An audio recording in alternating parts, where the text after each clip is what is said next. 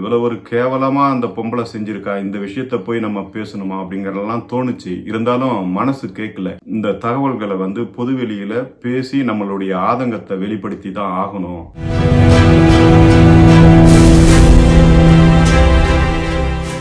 மகாராணியாக, கடவுளாக போற்றப்படுகிற ஒரு நாடு என்றால் அது நம்ம இந்தியா தான். குறிப்பா நம்ம தமிழ்நாட்டை சொல்லலாம்.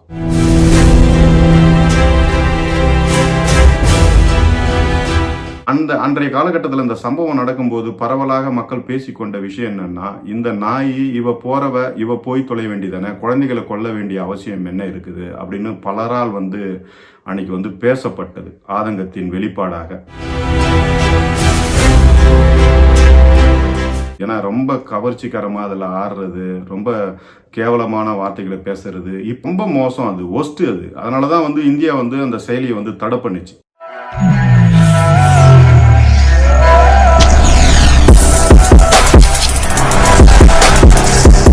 வணக்கம். சோசியல் மீடியாவில் கண்டென்ட்டுக்காக சில விஷயங்கள் பேசுவோம், செய்திகளுக்காக சில விஷயங்கள் பேசுவோம். ஆனால் ஒரு சில விஷயங்கள் மட்டும் ரொம்ப ஆதங்கப்பட்டு பேச வேண்டியது இருக்கும். அப்படியான ஒரு விஷயம்தான் இந்த குன்றத்தூர் அபிராமியுடைய செய்தி. அதை பேசக்கூடாதுன்னு தான் நினைச்சோம். இது இவ்வளவு ஒரு கேவலமா அந்த பொம்பளை செஞ்சிருக்கா, இந்த விஷயத்த போய் நம்ம பேசணுமா அப்படிங்கறதெல்லாம் தோணுச்சு. இருந்தாலும் மனசு கேட்கல. இந்த தகவல்களை வந்து பொதுவெளியில பேசி நம்மளுடைய ஆதங்கத்தை வெளிப்படுத்தி தான் ஆகணும் அப்படிங்கிறதுக்காக தான் பேசுறோம். சுவாமி விவேகானந்தர் ஒரு முறை வெளிநாடு சென்றிருந்த போது அங்குள்ள ஒருத்தர் அவரிடம் கேட்டாராம், ஏன் இந்திய பெண்கள் வந்து சராசரியா யாரிடமும் கை குலுக்குவதில்லை அப்படின்னு கேட்டாராம். அதற்கு அவர் சொன்னாராம், உங்கள் நாட்டின் மகாராணி எல்லோரிடமும் கை கொடுப்பார்களா அப்படின்னு கேட்டாங்களாம்.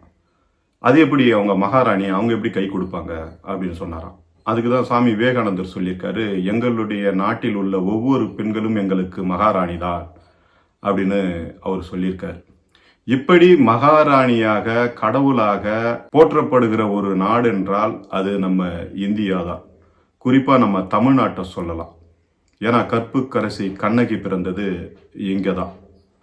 பெண்களை வந்து தாயா மதித்து தெய்வமாக அவங்கள வந்து பார்த்து பெண்ணுக்கு முன்னுரிமை கொடுக்கிற ஒரு நாடாக நம்ம தமிழ்நாடு வந்து விளங்கி இருக்கிறது. ஒரு காலத்தில் பெண்ணடிமைத்தனம் என்கின்ற விஷயமெல்லாம் இருந்திருந்தாலும் கூட சங்க இலக்கியங்களில் பெண்களை வந்து கடவுளுக்கு நிகராக வந்து ஒப்பிட்டு இருக்கிறார்கள் என்பதை வந்து நம்ம அதை படித்தவங்களுக்கு வந்து தெரியும்.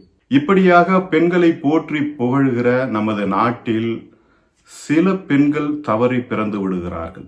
அந்த வழியில் வந்தவர்தான் இந்த குன்றத்தூர் அபிராமி என்பவர் என்று நினைக்கிறேன். இந்த குன்றத்தூர் அபிராமி இவங்க அந்த விஜய், அவருடைய கணவர் பெயர் விஜய். இவங்க வந்து கடலூர் மாவட்டம் அந்த குறிஞ்சிப்பாடி பகுதியை சேர்ந்தவங்க. இவங்களுக்குள்ள திருமணம் நடந்து இவர் வந்து சென்னைக்கு வேலைக்கு போறாங்க. அப்புறம் ஃபேமிலியோட அங்கே அழைச்சிட்டு போறாங்க. அப்புறம் இவர்களுக்கு வந்து 2 குழந்தைகளும் உண்டாகுது. இப்படி இருக்கிற சூழல்ல 2018ஆம் ஆண்டு அவர்கள் சென்னை குன்றத்தூர் பகுதியில் வசித்திருந்த போது அங்கே வந்து ஒரு நல்லபடியா தான் இருந்திருக்காங்க. ஆரம்ப காலத்துல அவர் கணவர் வந்து ஒரு தனியார் வங்கியில வந்து வேலை பார்த்திருக்காரு. 2 பிள்ளைகள், அஜய் என்கிற பையன் ஒருத்தன், அவனுக்கு 7 வயசு, கார்னிகா என்ற ஒரு பெண் 4 வயசு தான் அந்த பெண்ணுக்கு. இப்படி அப்படியே போயிட்டு இருக்கிற காலகட்டத்தில் தான் அங்கே பக்கத்தில் இருக்கிற பிரியாணி கடையில் இவங்க அடிக்கடி பிரியாணி சாப்பிட போகிறது வந்து வழக்கமாக இருந்திருக்கு.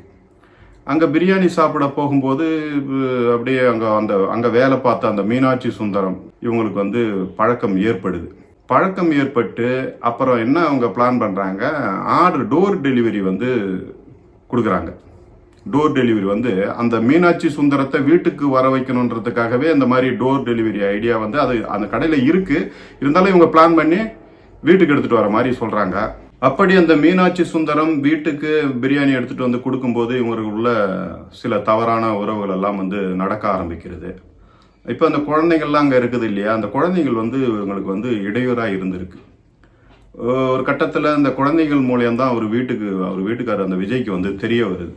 அப்போ இந்த மாதிரி யாரோ வராங்க போகிறாங்க அப்படிங்கிற ஒரு விஷயம் அரசல் புரசலாக தெரிய வர இவர் வந்து கண்டிச்சிருக்காரு. அதுக்கப்புறம் இடையில ஒரு வாரம் இவங்க 2 பேருமே வந்து தனியாக காணாமல் போயிட்டதாகவும் சொல்லப்படுது. திரும்ப வந்து அவங்க ஃபேமிலி தரப்பில் வந்து தலையிட்டு அந்த பெண், அந்த அபிராமியை வந்து அடித்து பேசி சமாதானப்படுத்தி இந்த மாதிரி குழந்தைங்க இருக்குது அப்படின்னு சொல்லி வீட்டுக்கு அழைச்சிட்டு வந்து திரும்ப குடும்பம் பண்ணிகிட்ருக்காரு. அந்த அந்த நபரையும் வந்து கண்டிச்சிருக்காங்க. யார்? அந்த மீனாட்சி சுந்தரத்தையும். சரி அப்படியே முடிஞ்சு போயிடுன்ட்டு இவர் விட்டுருக்காரு. அப்புறம் பார்த்தா நாளடைவில் திரும்ப அவங்களுக்குள்ள தொடர்பு வந்து அதிகமாக இருக்குது.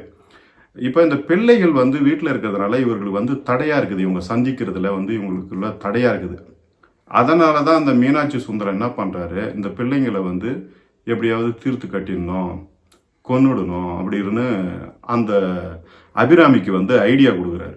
அந்த அபிராமி என்ன பண்ணுறா, ஒரு நாள் இவங்க வந்து பிளான் பண்ணி இந்த மாதிரி நம்ம வெளியே போயிடலான்னு பிளான் பண்ணி குழந்தைகளுக்கு வந்து பாலில் வந்து தூக்க மாத்திரையை வந்து அதிகமாக கலந்து கொடுத்துட்றாங்க. அந்த குழந்தைங்க வந்து குடிச்சிட்டு தூங்கிடுது. மறுநாள் காலையில் ஒரு விஜய், அந்த அபிராமியுடைய வீட்டுக்காரர், வேலைக்கு கிளம்பி போகிறாரு. அவர் கிளம்பி போகும்போது இந்த குழந்தைகள் எப்பயும் பாய் காட்டுறது வழக்கம். நைட்டு அந்த பால் குடிக்கும்போது இவங்க கலந்து கொடுத்ததில்ல, அது இறந்தே போயிருக்கிறது கிடக்கிறது தெரியாமல் இவர் வந்து குழந்தைங்களை எழுப்ப வராரு. அப்போ அபிராமி அவங்க என்ன பண்ணுறாங்க, ஏன் தூங்குற குழந்தைங்களை எழுப்புறீங்க அப்படின்னு சொல்லி அவங்கள சுத்தம் போடவே இவர் கிளம்பி போயிடுறாரு வேலைக்கு. இந்த அம்மா என்ன பண்ணுது, உடனே ரெடியாகி தன்னுடைய கள்ள காதலன் மீனாட்சி சுந்தரத்தோட கிளம்பி போயிடுறாங்க.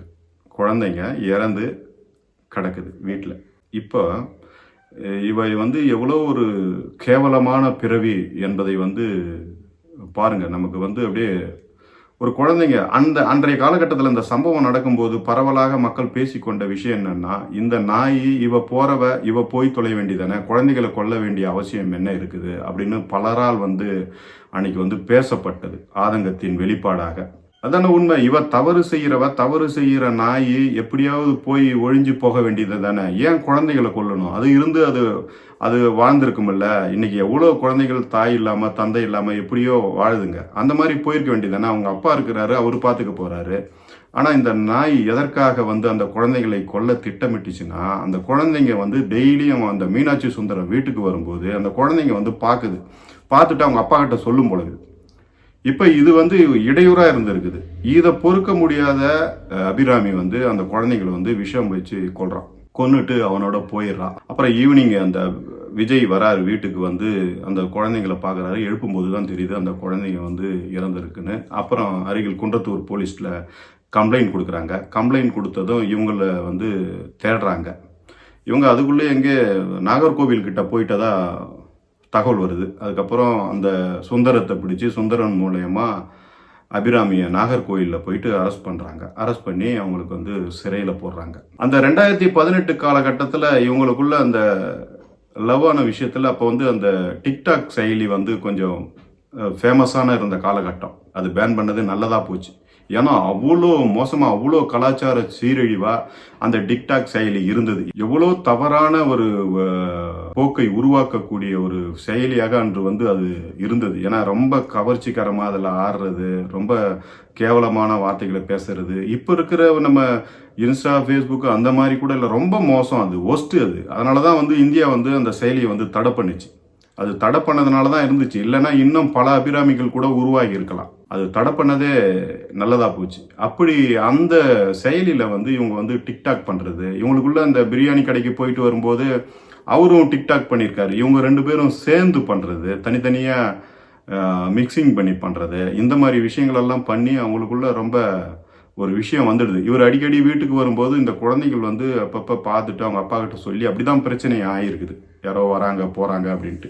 அதனால தான் இந்த குழந்தைங்களை தனிப்பட்ட இந்த குழந்தைங்க மேலே அதுவும் ஒரு காரணம். இந்த குழந்தைங்களால தானே நமக்கு பெரிய தொந்தரவாக இருக்குது அப்படின்னு நினச்சி தான் அந்த குழந்தைங்களை வந்து இந்த அபிராமி என்கிற நாய் கொன்றான். ஒரு வழியாக நேற்று அதுக்கான தீர்ப்பு வழங்கப்பட்டது. கிட்டத்தட்ட இப்போ ஒரு 7 வருஷம் ஒரு ஆயுள் தண்டனையை வந்து முடிச்சிருக்காங்க ஜெயிலே. திரும்ப நேற்று தீர்ப்பு அவங்க எதிர்பார்த்தாங்க. நாங்கள் ஏற்கனவே ஜெயிலில் இருந்துட்டதுனால எங்களுக்கு வந்து குறைந்தபட்ச தண்டனை ஏதாவது வழங்கணும் அப்படின்னு வந்து வேற கேட்டிருந்தாங்க அவங்க நீதிமன்றத்தில், நீதிபதி முன்னாடி. ஆனால் வந்து நீதிபதி வந்து 2 பேருமே, மீனாட்சி சுந்தரம், அபிராமி 2 பேருமே குற்றவாளி என தீர்ப்பளித்து அவர்களுக்கு ஆயுள் தண்டனையோடு வாழும் வரை சிறை தண்டனை என்கிற தீர்ப்பை வந்து வழங்கியிருக்கிறார். இதில் வந்து பல்வேறு விமர்சனங்கள் எல்லாம் வருகிறது. விமர்சனங்கள் என்றால் என்ன? மக்கள் வந்து எப்போதும் ஆதங்கப்படுவார்கள். இவர்களுக்கெல்லாம் வந்து நம்ம இஸ்லாமிய கண்ட்ரியில் கொடுக்குற மாதிரி இவங்களுக்கெல்லாம் தண்டனை கொடுக்கணும், இவங்கெல்லாம் வந்து கல்லாலே அடித்து கொல்லணும், இவர்களுக்கு வந்து தூக்கு தண்டனை கொடுத்துருக்கணும் இப்படின்னு பல பேர் ஆதங்கப்படுறத வந்து நம்ம சோஷியல் மீடியாவில் வந்து பார்க்க முடியுது. அந்த செய்தியோடைய கமெண்ட்ல அவ்வளோ பேர் அவ்வளோ ஆதங்கத்தை வந்து வெளிப்படுத்துகிறாங்க. நியாயமான ஒரு விஷயம்தான். ஏன்னா அந்த குழந்தைகள் என்ன தவறு செய்தது? தவறு செய்தவள் நீ. அவர்களை கொல்ல வேண்டிய அவசியம் என்ன இருக்கிறது? இப்படியான கேள்விகள் எல்லாம் எழுகிறது. எனவே இந்த மாதிரி அபிராமி போன்ற ஒரு கொடும் செயல்களை செய்யக்கூடிய பாதகி நம்மளுடைய நாட்டிலே இவர்களெல்லாம் வாழ தகுதி இல்லாதவர்கள். இப்படியானவர்கள் எல்லாம் நாம் என்ன சொல்வதென்று தெரியவில்லை. அவர்களுக்கு இது ஒரு சரியான தண்டனை தான். நாம் ஏற்கனவே ஒரு வழக்கில் அப்படிதான் நம்ம பேசியிருந்தோம். சாகும் வரை ஆயுள் என்பது சாவுக்கு சமம் தான். இவ இப்போ செத்துட்ட மாதிரி கணக்கு தான். இதுக்கப்புறம் என்ன பண்ண போறோம்? அவ்வளோதான். மரணம் அவ்வளோதான், முடிஞ்சு போச்சு. மீண்டும் இன்னொரு பதிவில் சந்திப்போம். அதுவரை உங்களிடமிருந்து விடைபெறுவது உங்கள் கவிராஜா. நன்றி, வணக்கம்.